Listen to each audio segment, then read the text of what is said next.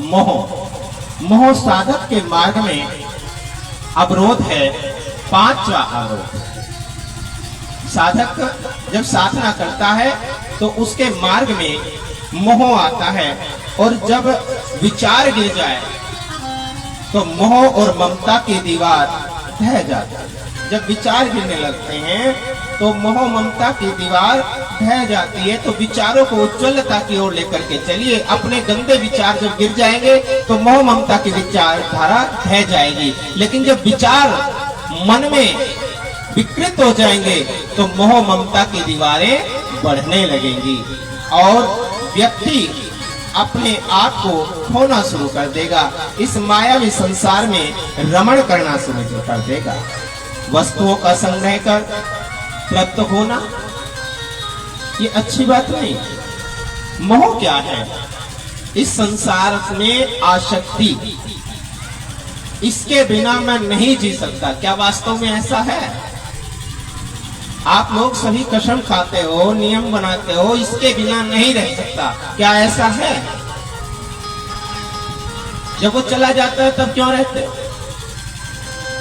आप लोगों की जो आसक्ति है, किसी के जाने के बाद कोई विशेष बीमार हो जाता है, किसी के जाने के बाद कोई खाना छोड़ देता है, कोई शरीर छोड़ने की तैयारी कर देता है। ये आसक्ति है। आपके घर की किसी भी वस्तु में आपकी आसक्ति ही आपके दुख का कारण है। इसलिए आसक्ति नहीं करनी, उसका सदुपयोग कीजिए। कोई वस्तु है, कोई रिश्ता है, रिश्ते की मर्यादा रिश्ते तक रखिए। रिश्ते में डूबना ये गलत है। इसलिए अपने आप को मोह रूपी संसार से बाहर निकालिए और इस मायावी संसार में रहते हुए मायापति का चिंतन करोगे तो आपका जीवन धन्य हो जाएगा। सो बाबा श्री कहते हैं कि आज इस दिव्यत्व कथा में स्वयं श्री कृष्ण कन्हैया लाल जी बड़े भाव के साथ में गोवर्धन की लीला करते हैं। और जैसे कि गोपियों ने गोवर्धन लीला में जब भगवान के स्वरूप को देखा, वो तो सामने दिखाई दे रहा। एक कनिष्ठ का उंगली पर एक 7 साल का बालक संपूर्ण पर्वत को उठाए खड़ा है, तो सबको दिखाई दिया। तो वहां पर सभी ने भगवान के ईश्वर तत्व रूप के दर्शन किए। ये कोई साधारण बालक नहीं, ये ईश्वर है। और उसी समय सर्वत्र गोपियां ईश्वर को अपना समर्पण कर देती हैं। सभी उनके प्रेम भाव में तृप्त होने लगती हैं। सभी उनको सदैव पाने की चेष्टा करने लगती हैं। चलते फिरते, उठते बैठते, सोते खाते, हंसते रोते, हर परिस्थिति में उनको केवल और केवल कृष्ण दिखाई देता है, उनका कान्हा दिखाई देता है। वो उसे पाना चाहता है। बाबा श्री कहते हैं जब उन गोपियों ने भगवान श्री कृष्ण का दिव्य स्वरूप दर्शन किया, तब से उनमें प्रेम भाव का अंकुर उत्पन्न हो गया। उनके अंतःकरण में प्रेम जागृत हो गया। और जब प्रेम जागृत हुआ तो उन्होंने कन्हैया की बांसुरी को सुना। कन्हैया जी की बांसुरी को सुनती हैं और कन्हैया की बांसुरी को सुनकर के उनके संग दिव्य रूप से जय जयकार होने लगती है। वो प्रेममयी और प्रियतम को प्राप्त करने की दिव्यता धारण करने लगती है। समय के साथ प्रेम बढ़ता है। समय के साथ प्रेम की गति आगे बढ़ती रहती है और दोनों का एक होना, दोनों का एकाकार होना ही आनंद की दिव्यता है। आपके जीवन में जब प्रेम बढ़े यानी भक्ति बढ़े और ईश्वर के प्रति दिव्यता जागृत हो जाए तो आपके आनंद की अनुभूति प्राप्त होने लगती है। आप अद्वैत की इच्छा जागने लगती है और ईश्वर में एकाकार होने की दिव्यता आपको प्राप्त होने लगती है। जब आपका मंत्र दिव्यता की ओर चलने लगता है। मैं को मिटाकर तू होना सीखिए। मैं को मिटाकर तू होना सीखिए। जब तक आप मैं को नहीं मिटाएंगे, जब तक आप अपनी अकड़ को नहीं मिटाएंगे, जब तक आप अपने अहंकार को नहीं मिटाएंगे, तब तक आपके अंदर तू का भाव नहीं आएगा। आप लोग कोई भी काम करें तो मैं की बात रखते हैं, मैं कर रहा हूं, अहंकार की बात करते हैं। तो इस मैं को मिटाना है। एक बकरा पूरे जीवन क्या करता है? मैं करता रहता है। जब बकरे को बढ़िया से खिलाया जाता है तब भी मैं करता है। फिर उसके गले में माला डाल दी जाती है, वो बड़ा प्रसन्न होता है, लेकिन तब भी मैं करता रहता है। और जब बकरे की गर्दन पर कसाई छुरी लगाता है तो वो तब भी मैं करता है।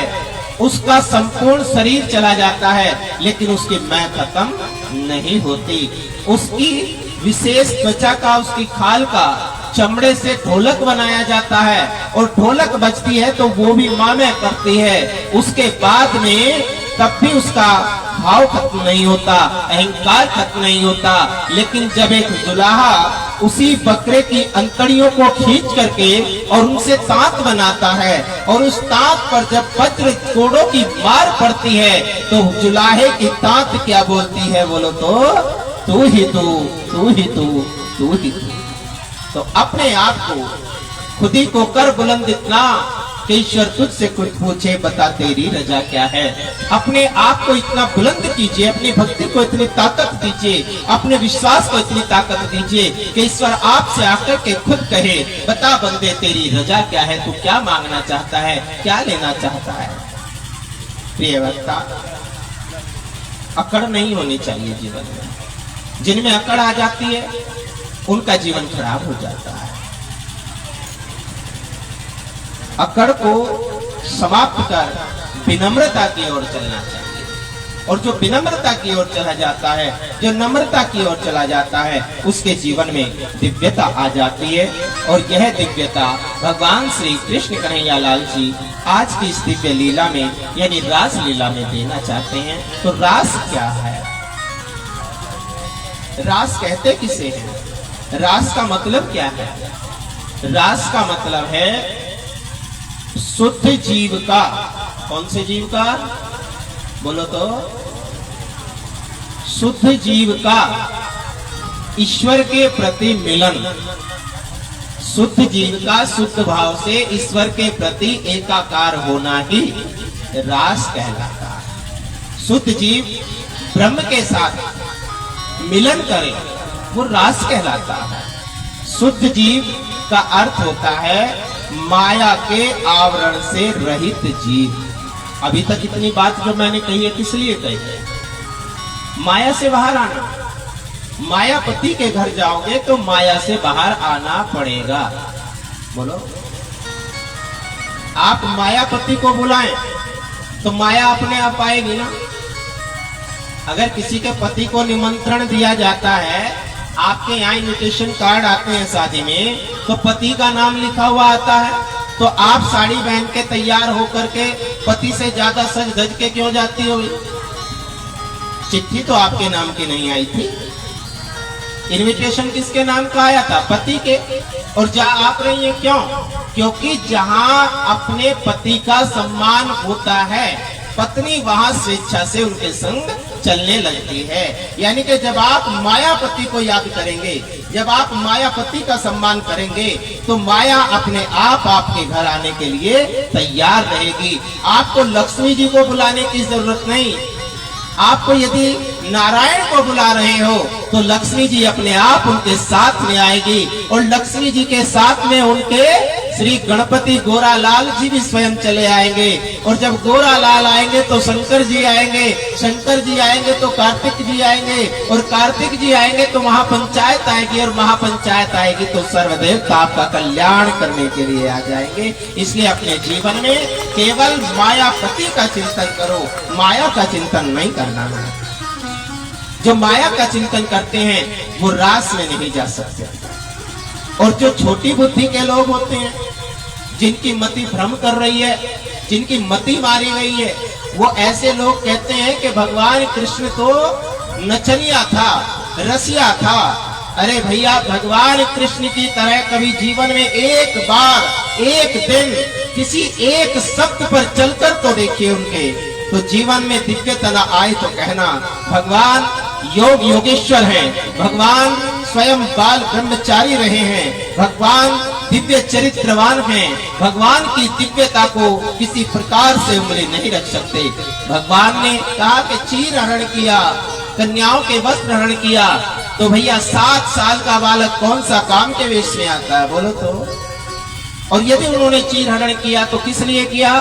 भगवान चीर हरण की लीला जो करते हैं ये गोपियों को समझाने के लिए करते हैं कि जो तालाब है, बावड़ी है, नदियां हैं, उनके किनारे कभी भी नग्न अवस्था में होकर के स्नान नारी को नहीं करना चाहिए। उनको यही सीख देने के लिए भगवान ने उनके वस्त्रों को अपने पास रखा और उनसे सौगंध लिया कि आप विश्वास दिलाइए कि आज के बाद आप कभी भी संपूर्ण नग्न होकर के किसी तालाब में, बावड़ी में, नदिया में स्नान नहीं करेंगे तो मैं आपके वस्त्र आपको वापस लौटाऊंगा। भाव तो ये था, समझाने का तरीका था। अगर कोई व्यक्ति किसी तरह से नहीं समझता तो उसको उदाहरण पे उदाहरण देकर समझाया जाता। लेकिन आप लोग उसका मतलब क्या निकालते हैं? जाती रहे भावना जैसे प्रभु मूरत देखत है वैसे। जिसके जैसे भाव होते हैं, जिसके मन में जो चल रहा होता है वो वैसी ही भावना रखता है। आपके हृदय में यदि किसी के प्रति मात्र भाव है तो तुम्हें वो पुत्र जैसा दिखाई देगा। तुम्हारे मन में यदि पिता तुल्य भाव है तो सब आपको पुत्र जैसे दिखाई देंगे। संसार में यदि भातृत्व भाव है तो आपको अपने भाई जैसे दिखाई देंगे। और यदि आपकी मति मारी गई है, आपके हृदय में, आपके मन में, आपकी आंखों में काम ने अपना घर कर रखा है तो आपको संपूर्ण संसार में सब चरित्रहीन ही दिखाई देंगे, कोई अच्छा दिखाई नहीं देगा। इसलिए अपनी भावनाओं को बदलने की जरूरत है कि भावना में भाव न हो तो भावना बेकार है, और भावना में भाव है तो भावना साकार है। भावना में मिले श्रद्धा तो भव से बेड़ा पार है। यदि आपको अपना बेड़ा पार लगाना है, यदि आपने भगवान कृष्ण को पाना है, राम को पाना बहुत सरल है। राम को आसानी से पूजा जा सकता है, लेकिन कृष्ण को पाने के लिए आपको गोपी बनना पड़ेगा। कृष्ण को पाने के लिए आपको उनके नियमों में बंधना पड़ेगा। राम आपके नियमों में बंध कर आ सकता है, लेकिन कृष्ण आपके नियमों में नहीं, आपको कृष्ण के नियमों में बंध कर जाना पड़ेगा। यही दिव्य रासलीला है। यहाँ गोपियां बन के आना पड़ेगा। नारद जी भी नारदी बनते हैं, नारद को भी स्त्री बनना पड़ेगा। भगवान कहते हैं मैं पुरुष हूं, मैं भगवान हूं, मेरे अलावा संसार में कोई भगवान नहीं है और मेरी लीला में किसी पुरुष का कोई काम नहीं है। इसलिए मेरे पास आने के लिए आपको सखी बनना पड़ेगा, गोपी बनना पड़ेगा, स्त्री बनना पड़ेगा। तो नारद जी भी आए तो नारद को भी कुंड में स्नान कर नारदी बनना पड़ा, उनको भी स्त्री बनना पड़ा। तब उन्होंने भगवान रास रासेश्वर ब्रज बिहारी लाल के दर्शन किए। बोलिए रासेश्वर भगवान की। रास में जाना है तो 3 तरह से विचार करना। प्रथम पे तो रास में कोई स्त्री जागृत होगा, बोलो। क्रोध कितनी देर के लिए आता है? क्षण भर के लिए। काम कितनी देर के लिए आया? क्षण भर के लिए। ईर्ष्या कितनी देर के लिए आई? क्षण भर के लिए। लेकिन जीवन का विनाश करके चली जाती है, पूरे जीवन का विनाश कर देती है। थोड़ी सी देर का क्रोध 50 साल तक मुकदमा चला जाता है। बंदा इस संसार से चला गया, उसका निर्णय आज तक नहीं हुआ। इसलिए जीवन में याद रखिए कि परमात्मा को पाने, दिव्यता को आज भी निधिवन में यदि कोई केवल क्षण भर भी देख ले तो वो हमेशा के लिए पागल हो जाता है, या वो बताने लायक ही नहीं रहता है। इन आंखों से हम भगवान को नहीं देख सकते। मैंने आपको कल बताया भी था कि दृष्टि बदलने की जरूरत है तो सृष्टि अपने आप बदल जाएगी। अगर आपकी दृष्टि अच्छी है तो ये सारी सृष्टि अच्छी है, और अगर आपकी दृष्टि अच्छी नहीं है तो आपका जीवन दुखों से भरा है, ये सृष्टि अच्छी नहीं है। आपको ये प्रतीक्षा ना करनी पड़े कि हमारा श्राद्ध कौन करेगा, हमारा पानी कौन करेगा, हमें पानी कौन देगा। ऐसी जीवन में कभी भी आपको सोचने की जरूरत ना पड़े, और ऐसा काम तभी हो सकता है जब आप पर गुरु की कृपा हो जाए। कृपा भई तब जानिए जब दिखे निज दोष। कब होती है कृपा? कृपा कब समझनी चाहिए अपने जीवन में, बोलो। कृपा कब समझनी चाहिए? क्या आप और आपके गुरु, तो सबको पता है परात किसके हिस्से में आई, बाल्टी किसके हिस्से में आई। पहले तो यही बंटवारा होता था, लोटा बाल्टी का ही बंटवारा होता था। तो सबको पता है कि मेरे हिस्से में क्या आया, लेकिन हमारे हिस्से में गुरु कृपा आई कि नहीं, ये कैसे पता करेंगे?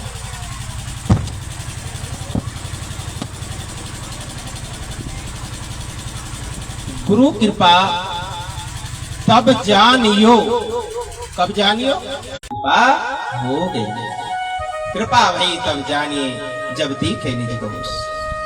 दूसरों के गुण और अपनी गलतियां देखा करो, दूसरों के गुण और अपनी गलतियां देखा करो।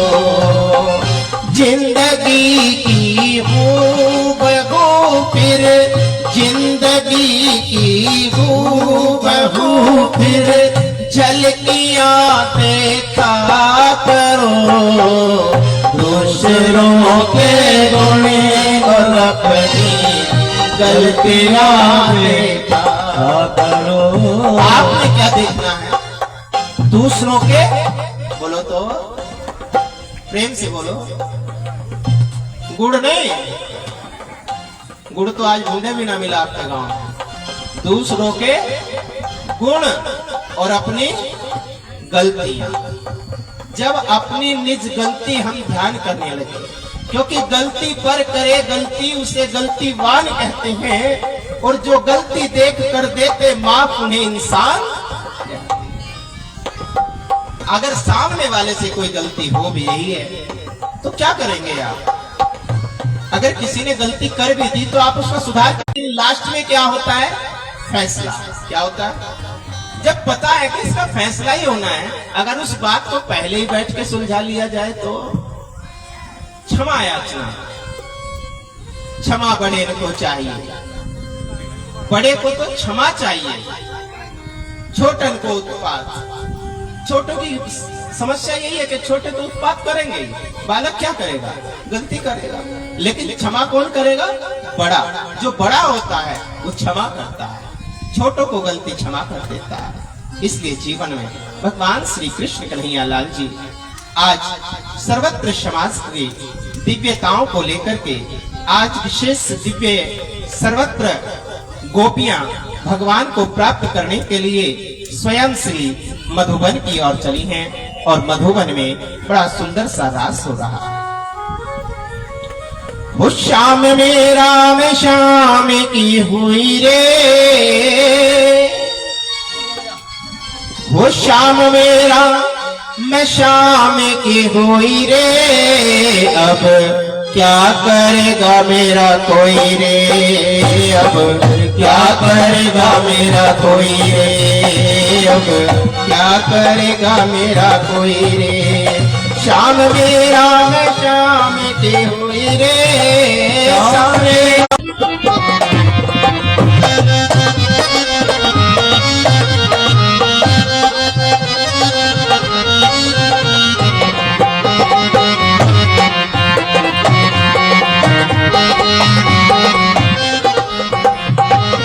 शाम तेरे मिलने की खातिर, शाम तेरे मिलने की खातिर, शाम तेरे मिलने की खातिर, शाम तेरे मिलने की खातिर, शाम तेरे मिलने की खातिर, शाम तेरे मिलने की खातिर। क्या करेगा मेरा कोई रे, अब क्या करेगा मेरा कोई रे।